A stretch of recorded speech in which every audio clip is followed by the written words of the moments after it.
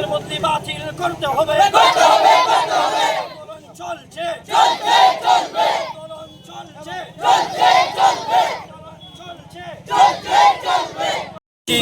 দীর্ঘদিন থেকে আমাদের টিলাবাজার ইসলামিয়া দ্বাদশ শ্রেণী মাদ্রাসায় প্রচুর পরিমাণে শিক্ষকের ঘাটতি রয়েছে। এমতো অবস্থায় গতকালকে আমরা হঠাৎ শুনতে পারি যে আমাদের মাদ্রাসায় অ্যারাবিক পিজিটি শিক্ষক মোহাম্মদ সিরাজুল ইসলামকে এই জায়গা থেকে বদলি করা হয়েছে।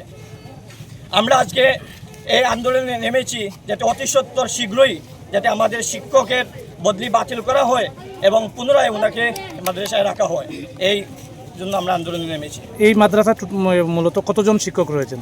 আপনারা আশ্চর্য যাবেন যে একটি দ্বাদশ শ্রেণী মাদ্রাসায় বিশেষ করে পিজিটি টিচারের মধ্যে দীর্ঘ কয়েকটি বছর থেকে বাংলা ইংরেজি বিষয়ক টিচার নেই। বর্তমানে 6 to 12 পর্যন্ত 6 থেকে 7 জন শিক্ষক রয়েছে। আপনারা আপনাদের বিবেকের কাছে প্রশ্ন করুন যে 6 থেকে 7 জন শিক্ষককে কি একটি মাদ্রাসা দ্বাদশ শ্রেণী মাদ্রাসা চালাতে পারে?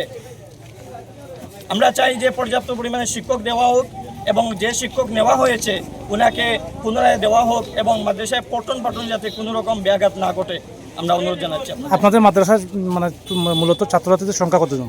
আমাদের মাদ্রাসায় ছাত্রছাত্রী 300-র উপরে আছে। তো আপনাদের এই শিক্ষক বদলির প্রতিবাদে আপনারা কি দপ্তরে কাউকে জানিয়েছেন? আমরা আজকে মাননীয় ডিও স্যারের কাছে গিয়েছিলাম, ওনাকে আমরা জানিয়েছি। তো আপনারা কতক্ষণ এই রাস্তা অবরোধ রাখবেন? আমরা যতক্ষণ না পর্যন্ত কোনো একটা ব্যবস্থা না হবে আমরা রাস্তার মধ্যে দাঁড়িয়ে থাকবো এবং আন্দোলন করব।